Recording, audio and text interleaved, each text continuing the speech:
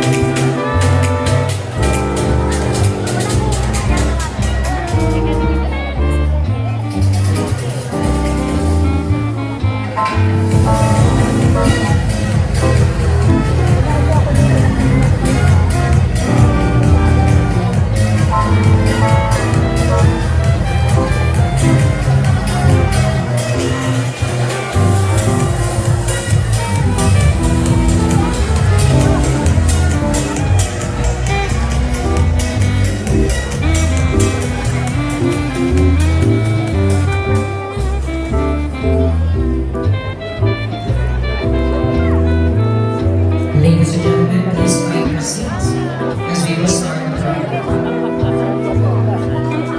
Once again, may we request everyone to please sit down as we will start the program.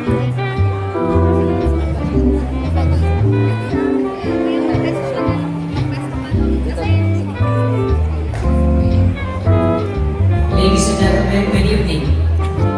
Please sit down and find your seats as we will start the program.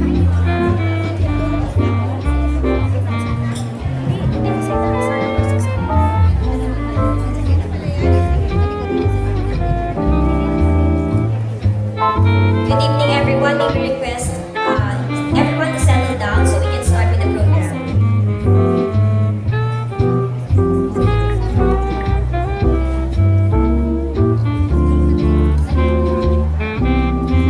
Presidential Banaan Award, Mr. Elijah Paul Villanueva.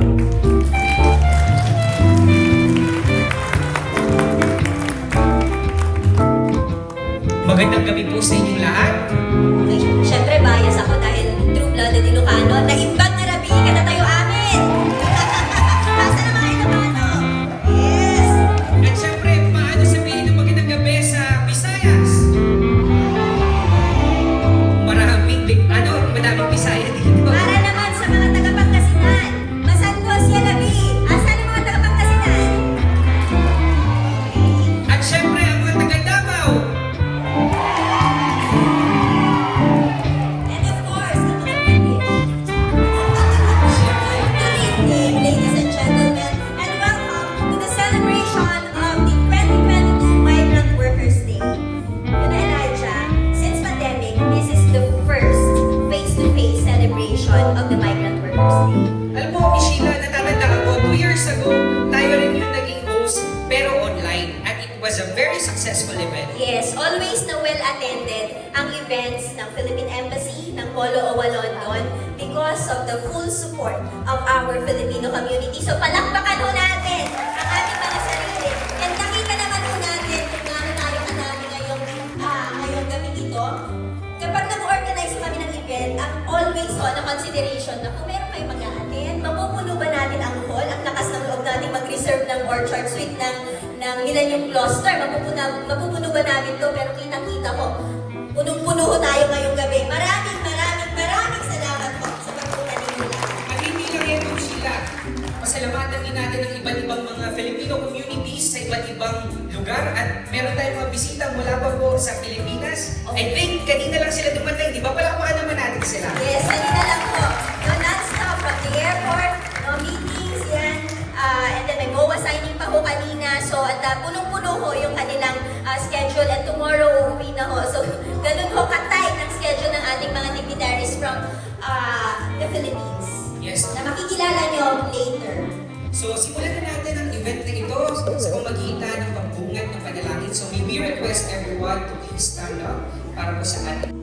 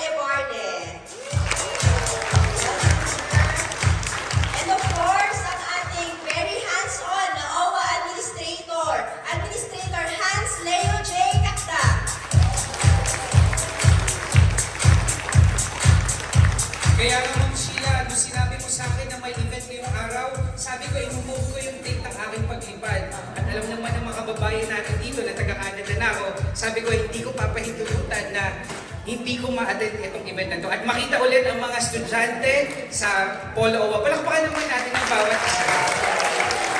Yan.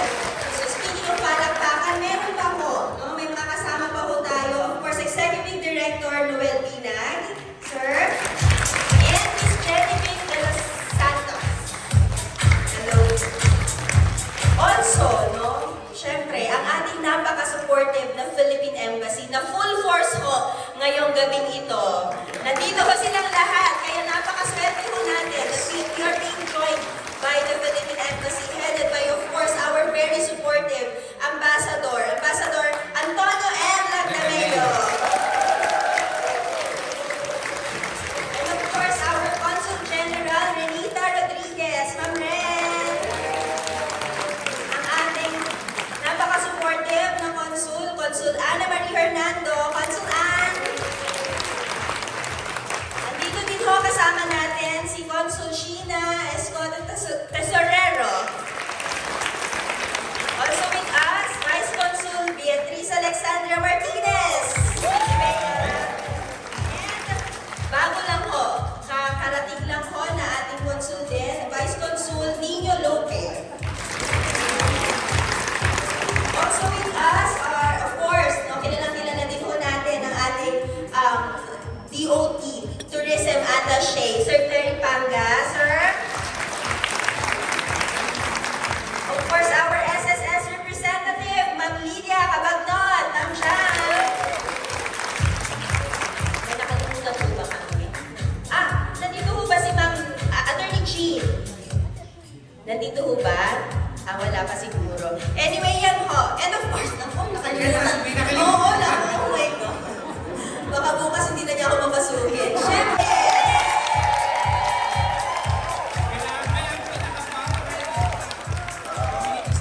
Buti na lang malakas ang palakpak, makakapasok pa din ako next week.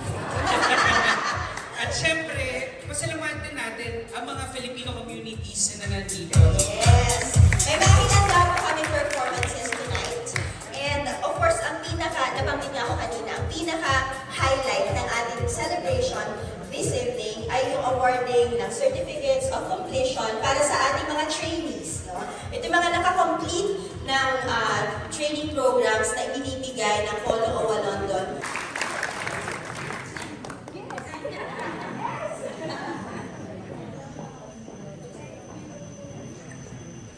Thank you so much, Sheila and Elijah. I cannot help it, but I'd really like to say, you look good together. Magandang gabi to all of you. How are you tonight? Good? Ano sabi ko sa inyo when I say, how are you tonight? Ano dapat sagot? Yes. How are you tonight? Great. And indeed, you all look great and so lovely. Alam nyo, thank you so much really. And happy Migrant Workers Day to all of you. Palakpak! 2 years have passed, right? And I'm sure all of you would really patunasan silang Maraming salamat po sa inyo. Ito ay gabi ng pagtutugan, kaya kami nagpapasalamat. And of course, before I end, I am really and we are really very happy tonight. And we are so thankful. Last year pa natin siya hinihintay. Finally, our dear Secretary of Labor, we have A.S. Maripel. Yes! And A.S. March. Maraming salamat po sa inyo. At syempre, Elijah, thank you so much. To all of you, God bless us all. And we wish you the best in everything you do. Salamat po. Maraming salamat po. Once again, palakpakan po natin, Ma'am Amberfina Reyes. Thank you, Dapat Ann. O sabi ni Mama, good looking daw together. Pero hindi mo naman spell correct yung pangalan ko. Oo nga. Nakita nyo kanina, mali na naman ang spelling. Lagi kong co-host si Elijah sa Migrant Workers Day celebration. And every time pinapakita niya sa akin yung draft niya, kino-correct ko, ang spelling ng pangalan ko ay S-H-E-I-L-A. Pero pagdating ng video, S-H-I-E-L-A. Sorry naman ma'am, pero syempre, ito nga inaabangan natin, di ba? Mamaya meron tayong presentation at handog para sa bawat isa. Yes, so, pero bago yan, of course, hindi ho makukumpleto ang gabing ito without the message of our very dedicated, very supportive na Philippine Ambassador, His Excellency Antonio M. Lagdamero.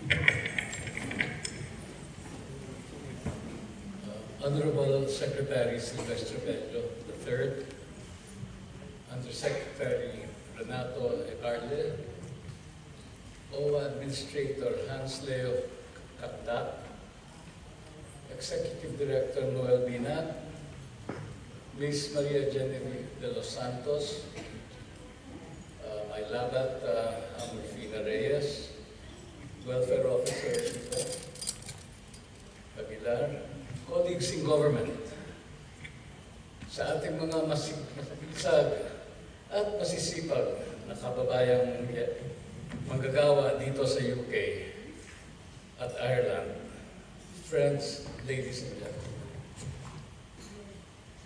Good evening to all of you and happy Migrant Workers Day. It is with profound pleasure and his distinguished delegation to London this time. I say this time because the good secretary was supposed to pay us a visit last year, which did not push through owing to unforeseen circumstances. And so we are doubly delighted that Secretary Bello finally joins us tonight for this celebration of Migrant Workers Day, as we express our gratitude to you and the millions of overseas Filipino workers around the globe. Today we celebrate you, our overseas Filipino workers, and your dedication and commitment to your professions, as well as your many sacrifices and struggles in choosing to be away from your loved ones to work in a foreign country in order to give them a better life. We honor you today for your invaluable support to our national development and for your myriad contributions to the economies and societies of your host countries. Wherever you are in the world, whatever profession or sector you are in, you carry the Philippine flag as our country's talented, skilled, dependable, honest, and dedicated workers. As I always say, you, our ambassadors of goodwill, truly deserve the accolades of a proud nation.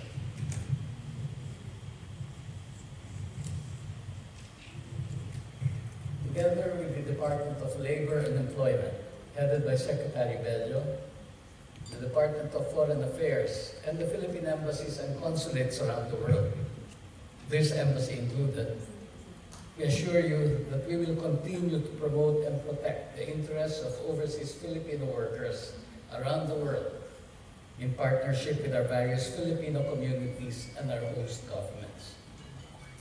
Let me take this opportunity to thank you, our overseas Filipino workers, and indeed all the registered voters in the UK and Ireland for your support and cooperation that greatly contributed to the smooth and orderly conduct of overseas voting at the embassy. I also wish to commend and thank those of you who selflessly volunteered their time and effort to support the embassy during the month-long overseas voting period. We take our hats off to you. As we prepare to commemorate the 124th anniversary of the Declaration of Philippine Independence on the 12th of June, I urge our overseas Filipino workers and indeed the larger Filipino communities here in the UK and in Ireland, to continue extending your support and cooperation to worthy causes that would redound to the benefit of our kababayans. Let us all hold our heads, hold in our hearts the fervent hope that our country be blessed with continuous peace and prosperity, and that all Filipinos will always remember the bravery and heroism of our forebears, they who laid down their lives to win the freedom and democracy we all enjoy today. Again, on behalf of the Philippine government, allow me to thank you, our overseas Filipino workers here in the UK and Ireland, for all that you give and all that you do for our beloved Filipino nation. Mabuhay ang manggagawang Pilipino. Mabuhay tayong lahat. Maraming salamat, Ambassador Antonio Enrique Camilo. Ngayong gabing ito, marami tayong masasaksihan. At sabi ko nga sa inyo, talagang hindi ko pinahinto yung mga pwedeng gawin sa susunod ng mga araw. But then, ngayong gabing ito, marami tayong mga entertainments. At syempre, pinagmamalaki ng ating bansa. Isang singer po, isang nurse, hahandugan po tayo ng napakagandang kantahin. Tawagin po natin si Miss Angel De Duyo.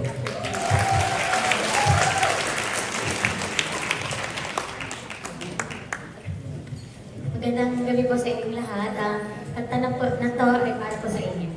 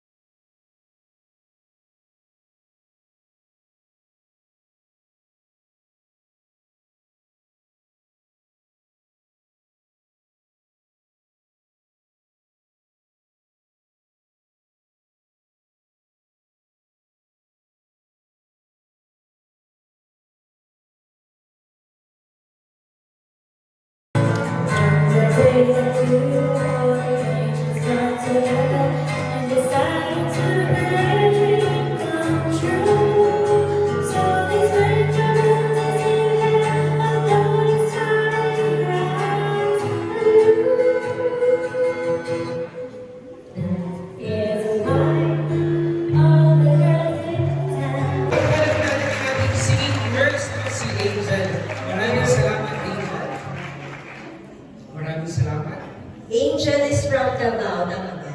Ilang years ka na dito? 6 years. 6 years. Saan trust ka na ulit?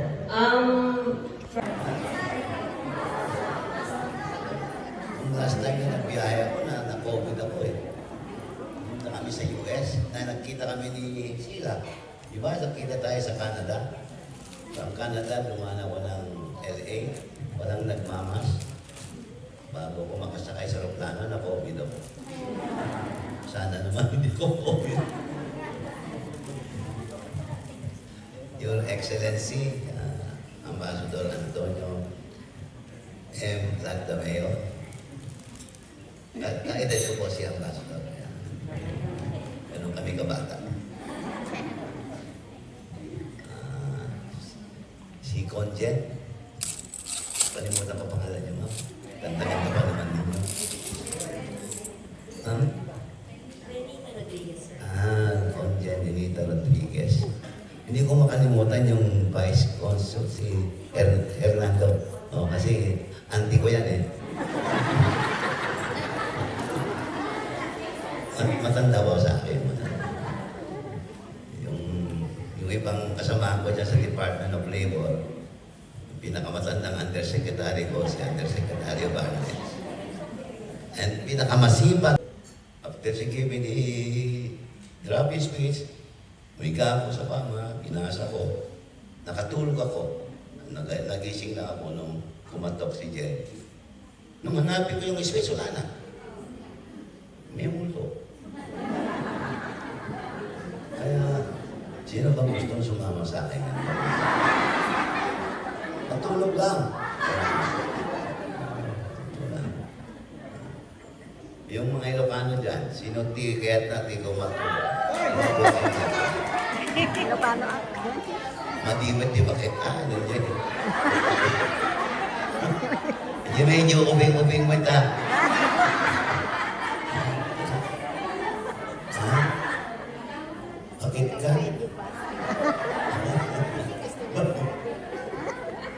Ano mga Bisaya ba? Bisaya, taga Davao. Pwede, kasi magpunta na makabala ko. Tulog lang. Ha?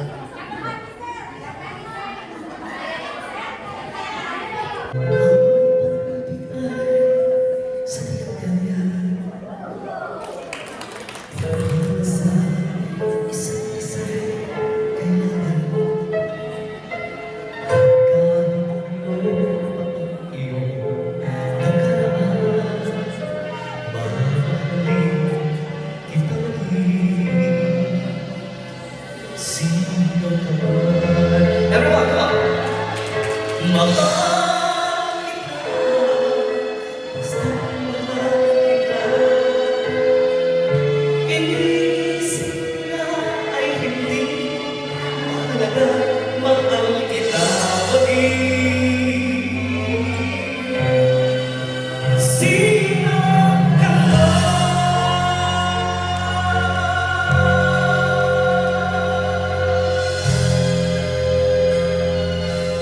Ang sarap po. Pakinggan ang umiyak. Kahit ano ang iyo, nakaraan, mamahalin kita pag-ibig. Sino ka man?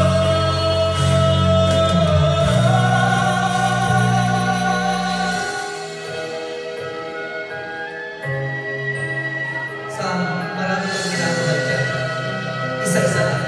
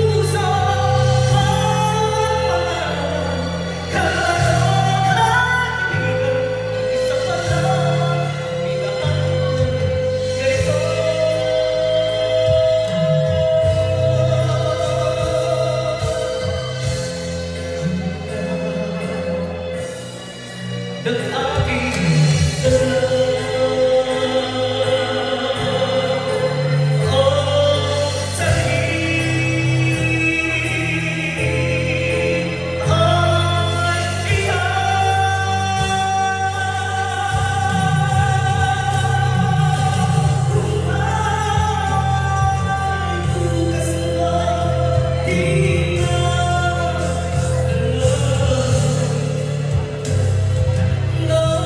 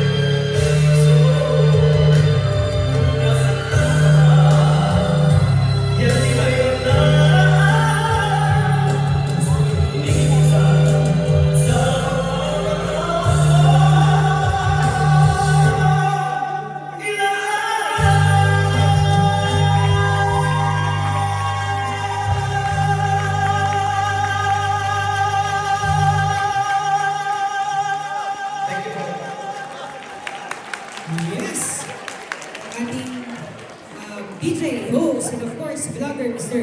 DJ Decamon, di ba? Napakagaling. And alam kong gutom na tayo, di ba? Yes! Okay, so ready na ang ating dinner. So buffet po ito. Meron tayo doon at sa left and right. So alam na natin yan, di ba? At syempre, we request everyone po sana na maging disiplinado po tayo sa pagkuha ng pagkain. Siguro, mas maganda po para hindi magkagulo-gulo. Alam kong gutom na kayo dahil maaga pa po kayo rito. Siguro unahin po muna natin yung mga nasa likod. Or, let's see po, basta tahimik po tayo kasi habang sinaserve po yung food, no? Pagpunta niyo po ron, meron tayo mga presentation at yung mga performers po tayo, okay? So, kailangan wala tayong gaps, right? Yes, so yun ang kapila properly. Maraming So, salamat dinner po. is served and enjoy. Sana mabusog po kayong lahat. Yes. So, let's start.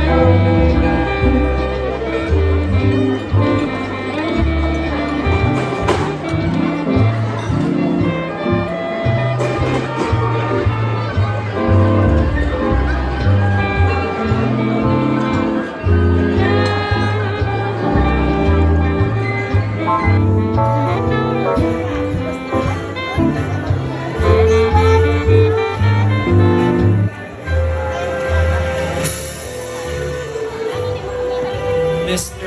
Ronald Sipa.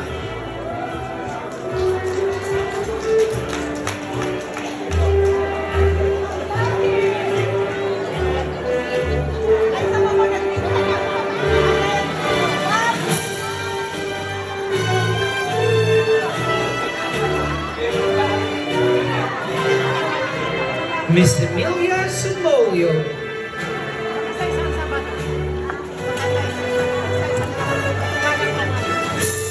Miss Miraina Tiblawa. I have to answer it. This one. Miss Jesus Torrejas.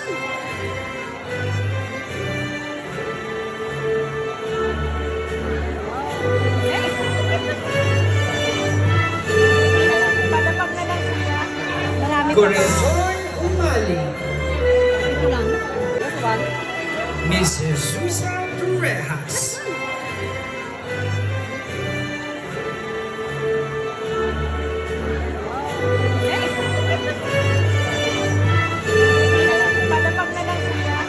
Marami pa. Corazon Umali.